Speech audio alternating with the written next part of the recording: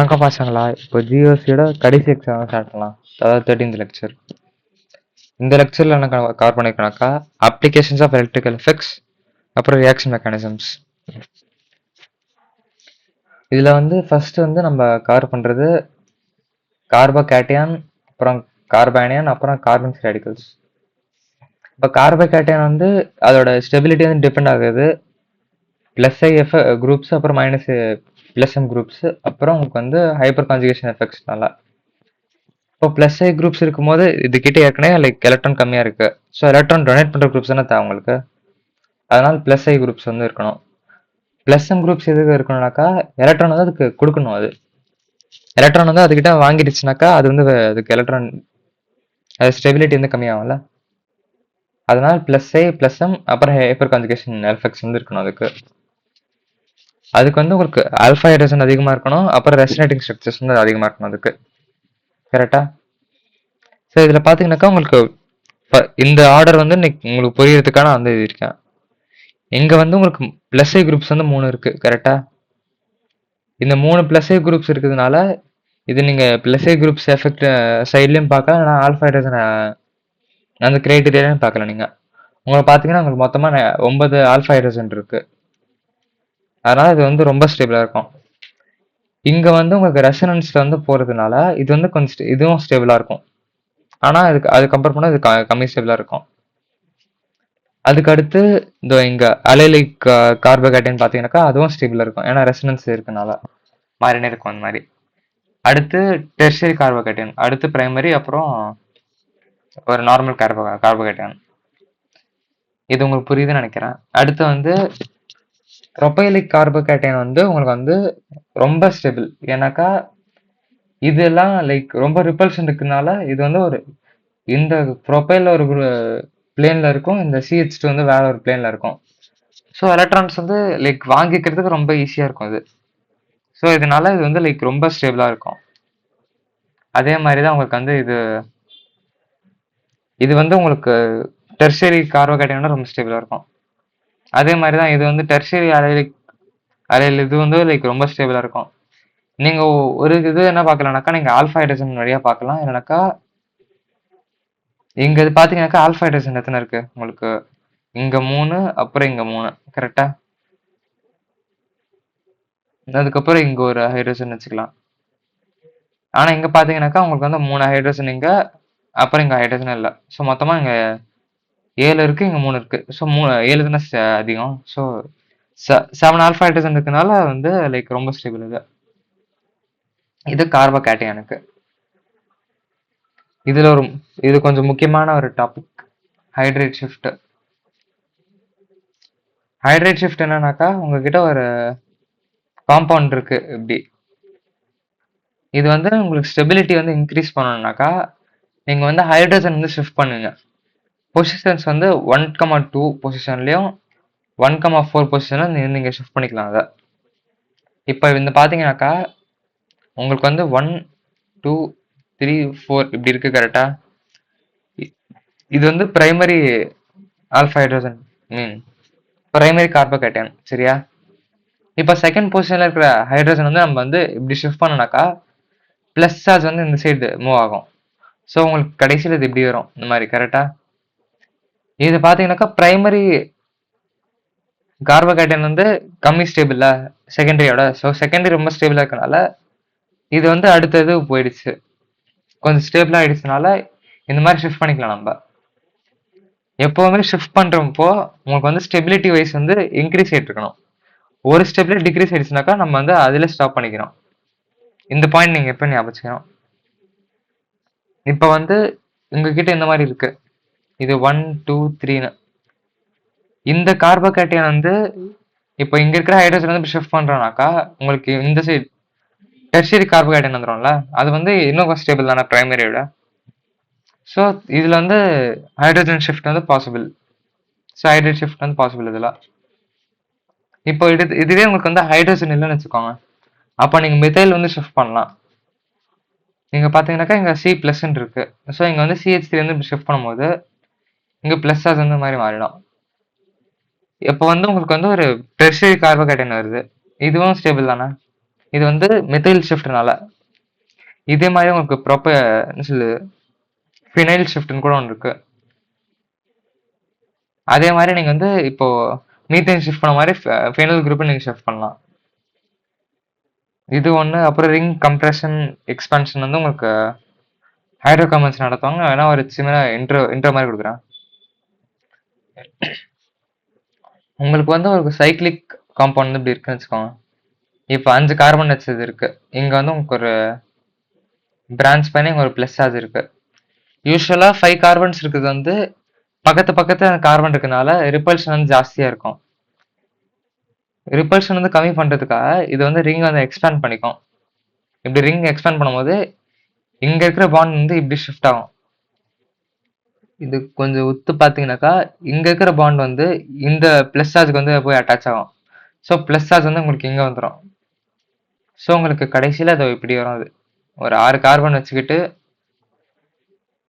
ஒரே நிமிஷம்.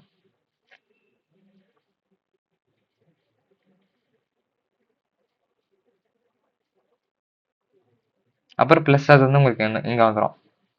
இதுதான் ரிங் எக்ஸ்பான்ஷன். அதே மாதிரி கன்ட்ராக்ஷன் வந்து உங்களுக்கு அப்படியே ரிவர்ஸ் ஆர்டர்ல போற மாதிரி இருக்கும். அது 7 கார்பன் இருக்கிறது வந்து லைக் 6 கார்பனா மாறுறது அந்த மாதிரி. இப்போ அடுத்து கார்பானியன் பார்க்கலாம். கார்பானியன்ல வந்து உங்களுக்கு எலக்ட்ரான்ஸ் வந்து அதுதான் எடுத்துக்கணும். ஏன்னாக்கா அதிகமான எலக்ட்ரான்ஸ் வந்து அதுகிட்ட இருக்கு. சரி, இதுக்கு மேலே நீங்க எலக்ட்ரான்ஸ் கொடுத்தீங்கன்னா அது ரொம்ப அன்ஸ்டேபிள் ஆகிடும். கரெக்டா? ஸோ நீங்க வந்து எலக்ட்ரான் டென்சிட்டி வந்து அது கம்மி பண்ணலாம். எலக்ட்ரான் டென்சிட்டி கம்மி பண்றதுக்கு உங்களுக்கு மைனஸ் ஏ குரூப் இருக்கணும், அப்புறம் மைனஸ் எம் குரூப் இருக்கணும். இதுல வந்து நீங்க இந்த ஹைப்பர் கான்ஜுகேஷன்ல கன்சிடர் பண்ண முடியாது. ஸோ மைனஸ் ஐ குரூப்ஸ் வந்து இதுக்கு அதிகமா இருக்கணும். கரெக்டா? இப்போ வந்து இங்க ஆர் வந்து இப்போ பிளஸ் ஐ குரூப்ஸ் தானே. ஸோ இது வந்து நீங்க யூஸ் பண்ணக்கூடாது இங்க. ஸோ மைனஸ் ஐ குரூப் அதிகமா இருந்ததுனாக்கா ஸ்டெபிலிட்டி வந்து கம்மியா இருக்கும் இதுக்கு. ஸோ CH3 மைனஸ் வந்து ரொம்ப ஸ்டேபிளா இருக்கும். அதை விட இது கம்மி ஸ்டேபிளா இருக்கும், அது கம்மி ஸ்டேபிளா இருக்கும், அது கம்மி ஸ்டேபிளா இருக்கும். இதுதான் அந்த பாயிண்ட். அதுக்கப்புறம் நான் முன்னாடி லெக்சர்ல சொன்ன மாதிரி தான் உங்களுக்கு வந்து பர்சன்டேஜ் எஸ் கேரக்டர் வந்து ஜாஸ்தியா இருக்க எலக்ட்ரான் வித்ட்ராயிங் கேரக்டர் வந்து ஜாஸ்தியா இருக்கும். ஸோ அதோட ரெசனன்ஸ் அதோட ஸ்டெபிலிட்டி வந்து ஜாஸ்தியா இருக்கும். ஸோ இங்க பாத்தீங்கன்னாக்கா இந்த ஆல்கைன் கார்போகேட்டைன் வந்து லைக் அதிகமா ஸ்டேபிளா இருக்கும். இந்த வினைலிக் அயனோட அதோட உங்களுக்கு வந்து sp3 இருக்கிற கார்போகேட்டைனோட கார்பானியன் சாரி. ஸோ உங்களுக்கு ட்ரிபிள் பாண்ட் வர்றது வந்து more stable than double bond than single bond. இந்த கார்பானியன் வர்றது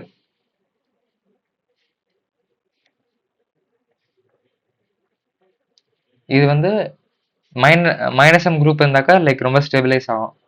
இப்போ இருக்கிற எலக்ட்ரான் டென்சிட்டி வந்து அதுகிட்ட விளந்து அதுகிட்ட இருந்து இழுத்துக்குதுனாக்கா உங்களுக்கு இப்படி இருக்குமா, இந்த சைடு இப்படி ஷிஃப்ட் ஆகும்போது இங்க இருக்கிற கார்போகேட்டைனோட எலக்ட்ரான் டென்சிட்டி வந்து அப்படி இந்த சைடு ஷிஃப்ட் ஆகுது. கரெக்டா? இப்படி ஷிஃப்ட் ஆகுறதுனால இதோட ஸ்டெபிலிட்டி வந்து கொஞ்சம் இன்க்ரீஸ் ஆகுது. இது ஒண்ணு. அடுத்து இந்த ரெசனன்ஸ் இந்த ஆரோமேட்டிசிட்டியில சொன்ன ஞாபகம் இருக்கா? ஆரோமேட்டிசிட்டியில வந்து உங்களுக்கு ஹகிள்ஸ் ரூல் வந்து ஃபாலோ ஆகும்னா ஹக்கிள்ஸ் ரூல்ல வந்து உங்களுக்கு 4n+2 பை எலக்ட்ரான்ஸ் இருந்ததுனாக்கா இது வந்து ஆரோமேட்டிக்னு சொன்னல. இப்போ ஆரோமேட்டிக்கா இருந்ததுனாக்கா இது வந்து ரொம்ப ஸ்டேபிளா இருக்கும். இங்க பாத்தீங்கன்னா இங்க 2, இங்க 4, அப்புறம் இங்க 6. ஸோ டோட்டலா உங்களுக்கு வந்து 6 பை எலக்ட்ரான் இருக்கு. ஸோ இது வந்து 4n+2 பை எலக்ட்ரான்ஸ் தானே இருக்கு. ஸோ இது வந்து ரொம்ப ஸ்டேபிள். அதே மாதிரி உங்களுக்கு ரெசனேட்டிங் ஸ்ட்ரக்சர்ஸ் வந்து ஜாஸ்தியா இருக்கும். அது இருக்க உங்களுக்கு வந்து இது ரொம்ப ஸ்டேபிளா இருக்கும். இங்க பாத்தீங்கன்னா இங்க வந்து 6 ரெசனேட்டிங் ஸ்ட்ரக்சர், அப்புறம் இங்க 6, அப்புறம் இங்க 6, டோட்டலா 18 ரெசனேட்டிங் ஸ்ட்ரக்சர்ஸ். இங்க பாத்தீங்கன்னா 12, இங்க வந்து 6. ஸோ ரெசனேட்டிங் ஸ்ட்ரக்சர்ஸ் அதிகமா இருக்க ஸ்டெபிலிட்டி வந்து ஜாஸ்தியா இருக்கும். இப்போ அடுத்து கார்பன் ஃப்ரீ ரேடிக்கலுக்கு இது வெறும் உங்களுக்கு ஒரே இதுதான் பார்க்கணும். உங்களுக்கு இந்த ஆல்ஃபா ஹைட்ரஜன்ஸ் எவ்வளோ இருக்குன்னு பார்க்கணும். அப்புறம் +I +I அப்புறம் +M குரூப்ஸ் எப்படி இருக்குன்னு பார்க்கணும். உங்களுக்கு கார்போகேட்டைன்ல இருக்கிற அதே இதுதான் உங்களுக்கு வந்து இப்போ நிறைய +I குரூப் இருந்ததுனாக்கா அது வந்து லைக் ரொம்ப ஸ்டேபிளா இருக்கும். அது கம்மியாக லைக் ஸ்டெபிலிட்டி கொஞ்சம் கம்மியாகும். பிளஸ் எம் குரூப்ஸ் வந்து அதிகமா இருந்ததுனாக்கா அது வந்து லைக் ரொம்ப ஸ்டேபிளா இருக்கும். அதுதான் உங்களுக்கு இது. இது வந்து ரெசனன்ஸோட அப்ளிகேஷன்ஸ் வந்து சில பார்க்கலாம். ரெசனன்ஸ் வந்து உங்களுக்கு வந்து மெட்டா பொசிஷன் வந்து ஆப்பரேட் ஆகாது. இப்போ நீங்க லைக் எலக்ட்ரான் இந்த மாதிரி இப்போ ஷிஃப்ட் பண்ணும்போது பாத்தீங்கன்னாக்கா, இப்போ ஒரு சிஎல்னு வச்சுக்கோங்க. இப்படி ஷிஃப்ட் பண்ணும்போது இங்க உங்களுக்கு டபுள் பாண்ட் இப்படி இருக்கு கரெக்டா? உங்களுக்கு வந்து இப்படி ஷிஃப்ட் ஆகும். இங்க மைனஸ்னு இடம். இப்போ திருப்பி இது ஷிஃப்ட் பண்ணும்போது உங்களுக்கு வந்து இங்க வந்து சார்ஜ் வந்து வந்துடும். இங்க வந்து உங்களுக்கு டபுள் பாண்ட் வந்துடும். அப்போ சார்ஜ் வந்து இங்க வந்துடும். அதே மாதிரி தான் உங்களுக்கு இப்படி ஷிஃப்ட் ஆகும்போது உங்களுக்கு கரெக்டா பாத்தீங்கன்னா இந்த மெட்டா பொசிஷன்ல மட்டும் உங்களுக்கு சார்ஜ் வந்து வராது. ஸோ உங்களுக்கு மெட்டா பொசிஷன்ல வந்து உங்களுக்கு ரெசனன்ஸ் வந்து இருக்காது. அந்த அந்த பொசிஷன் வந்து ஆப்ரேட் ஆகாது இது. இது வந்து ஒரு பாயிண்ட். அடுத்து ஆர்த்தோ எஃபெக்ட். இது வந்து கொஞ்சம் இம்பார்ட்டன்டானது. இது வந்து அசிடிக் நேச்சர் வந்து கம்பேர் பண்றதுக்கா, அசிடிக் நேச்சர் இருக்கிறதுக்காக பண்ணுது.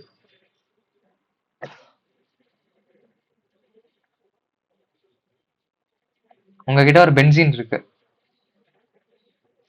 இதுல வந்து உங்களுக்கு சிஓஹெச் குரூப் இருக்கும்போது அதுக்கு ஆர்த்தோல எந்த குரூப் இருந்தாலும், இந்த சிஓஹெச் குரூப்புக்கு எந்த குரூப் ஆர்த்தோ இருந்தாலும், இப்போ ஏதாவது எக்ஸ்னு ஒரு குரூப் வச்சுக்கிறேன் நான். இது வந்து லைக் ரொம்ப அசிடிக் நேச்சர் வந்து காட்டும். ஏன்னாக்கா இது என்ன ரீசன்னாலனாக்கா, இது வந்து ரிப்பல்ஷன் அதிகமா இருக்கனால இங்க இது வந்து வேற ஒரு பிளேன்ல போயிடும். வேற ஒரு பிளேன்ல போறதுனால இந்த ஹைட்ரஜன் வந்து சீக்கிரமா லீவ் ஆகுறதுனால உங்களுக்கு வந்து ரெசனன்ஸ் வந்து ஜாஸ்தியா இருக்கும் அதுல. அதனால இதுக்கு வந்து அசிடிக் நேச்சர் வந்து ஜாஸ்தியா இருக்கும். இதுதான் ஒரு மெயின் ரீசன் அதுக்கு. இப்போ நீங்க எஃபெக்ட்ஸ் வந்து கம்பேர் பண்ணும்போது ரெசனன்ஸ் வந்து அதிகமா இருக்கும். ரெசனன்ஸ், அதுக்கப்புறம் ஹைப்பர் கான்ஜுகேஷன், அப்புறம் உங்களுக்கு இண்டக்டிவ் எஃபெக்ட். இந்த 3 ஆர்டர்ல போகும் அது. மோஸ்டா நீங்க கம்பேர் பண்ணது ஃபர்ஸ்ட் ரெசனன்ஸ் பண்ணோம், அப்புறம் ஹைப்பர் கான்ஜுகேஷன், அப்புறம் உங்களுக்கு இண்டக்டிவ் எஃபெக்ட். இப்போ அசிடிக் நேச்சர் கம்பேர் பண்றது வந்து உங்களுக்கு வந்து இப்போ சிஓஹெச்னு வச்சுக்கோங்க. இப்போ வந்து பாத்தீங்கன்னாக்கா உங்களுக்கு இதோட ஸ்ட்ரக்சர் வந்து எப்படி இருக்குமா? இப்போ இந்த குரூப் வந்து லீவ் ஆயிடுச்சுன்னு வச்சுக்கோங்க. இப்போ சி பிளஸ் அப்புறம் ஓ மைனஸ் ஆயிடுச்சு. ஒரு அசிடிக் ஸ்ட்ரென்த் வந்து இருக்கணும்னாக்கா இதோட ஹைட்ரஜன் வந்து லீவ் பண்ற கெப்பாசிட்டி தான் உங்களுக்கு வந்து அசிடிக் ஸ்ட்ரென்த். இப்ப ஆசிட்னு நீங்க டிஃபைன் பண்றது எவ்வளவு ஹைட்ரோஜன்ஸ் வந்து அது ஹைட்ரோஜன் அயான்ஸ் வந்து அது கொடுக்குதோ அதுதான் லைக் அசிடிக் நேச்சர்னு சொல்லுவாங்க கரெக்டா? இப்போ வந்து அது கம்பேர் பண்றதுக்கு இப்போ ஹெச் பிளஸ் வந்து நீங்க ரிமூவ் பண்றீங்கன்னு வச்சுக்கோங்க. ஹெச் பிளஸ் ரிமூவ் பண்ணும்போது இது வந்து ஓ மைனஸ் இடம். இது இது எவ்வளவு ஸ்டேபிளா இருக்கோ இது வந்து அவ்வளோ ஈஸியா வந்து ஹெச் பிளஸ் கொடுத்துருந்தான்னு அர்த்தம். ஸோ இதோட ஸ்டெபிலிட்டி வந்து நீங்க கம்பேர் பண்ண சொல்றாங்க. இது வந்து இந்த மாதிரி ரெசன்ஸ் போறது சரி, அப்புறம் இருக்கிற குரூப்ஸ் பொறுத்து உங்களுக்கு வந்து இப்போ பிளஸ் எம் குரூப்ஸ் இருந்ததுனாக்கா இது வந்து எலக்ட்ரான்ஸ் அப்படி எடுத்து கொடுத்துக்கும். ஸோ உங்களுக்கு வந்து ரெண்டுமே இப்படி இருக்கும். சி ஓ மைனஸ் அப்புறம் இங்கே ஓ மைனஸ்னு வந்துடும் இங்கே ஒரு குரூப் இருந்ததுனாக்கா. இதுதான் நீங்கள் அசிடிக் ஸ்ட்ரென்த் கம்பேர் பண்ணுறதுக்கு யூஸ் பண்ணலாம். இதை வச்சு நம்ம அடுத்த ப்ராப்ளம் சால்விங் லெக்சர்ல வந்து பார்க்கலாம் எப்படி கொஸ்டின்ஸ் வந்து சால்வ் பண்ண அந்த மாதிரி வச்சுக்கிட்டு. இதோட நம்ம ஜிஓசியோட மொத்த லெக்சரை கம்ப்ளீட் பண்ணிட்டோம். இதுக்கப்புறம் உங்களுக்கு ஃபர்ஸ்ட் என்சிஆர்டி வந்து நீங்க ஒழுங்கா கவர் பண்ணி படிக்கணும். அதை என்சிஆர்டி ஃபுல்லா படிச்சுட்டு அப்புறம் உங்களுக்கு கொஸ்டின்ஸ் நேரம் ப்ராக்டிஸ் பண்ணணும். கொஸ்டின்ஸ்க்கு நீங்க ஃபர்ஸ்ட் என்சிஆர்டி பின்னாடி அந்த இன்டெக்ஸ் கொஸ்டின்ஸ்னு கொஞ்சம் இருக்கும் இந்த சாப்டர் படிக்கும் போது. அதுக்கப்புறம் உங்களுக்கு வந்து என்சிஆர்டி பேக் சைட்ல வந்து உங்களுக்கு கொஸ்டின்ஸ் இருக்கும் அந்த சாப்டர் முடிச்ச உடனே. பேக் சைட் கொஸ்டின்ஸ், அதுக்கப்புறம் நீங்க ஜேஇ கொஸ்டின்ஸ் வந்து கொஞ்சம் கொஞ்சம் சால்வ் பண்ணி பார்க்கலாம். உங்களுக்கு வந்து இந்த டாபிக்ஸால நீங்க வந்து ஓரளவுக்கு நீங்க கொஸ்டின் சால்வ் பண்ணலாம் அதுல. அப்புறம் ப்ரீவியஸ் இயர் கொஸ்டின்ஸ் இது சால்வ் பண்ணிட்டா உங்களுக்கு வந்து லைக் ஓரளவுக்கு ப்ராக்டிஸ் பண்ண உங்களுக்கு வந்து இன்னும் ஈஸியா இருக்கும் கொஸ்டின்ஸ்லாம் ஜிஓசி வந்து புரிஞ்சுக்கிறதுக்கு. இதெல்லாம் முடிச்சதுக்கு அப்புறம் நீங்க அதுக்கு அடுத்த டாபிக்ஸ்லாம் நீங்க வந்து போடலாம். இந்த ஹாலோ ஆல்கேன்ஸ், ஹாலோரின்ஸ், அப்புறம் இந்த ஆல்கால் ஃபினால் ஈத்தர், அப்புறம் ஆல்டிஹைட் கீட்டோன் இதெல்லாம். அது வரைக்கும் படிச்சுக்கிட்டே இருங்க. நன்றி, வணக்கம்.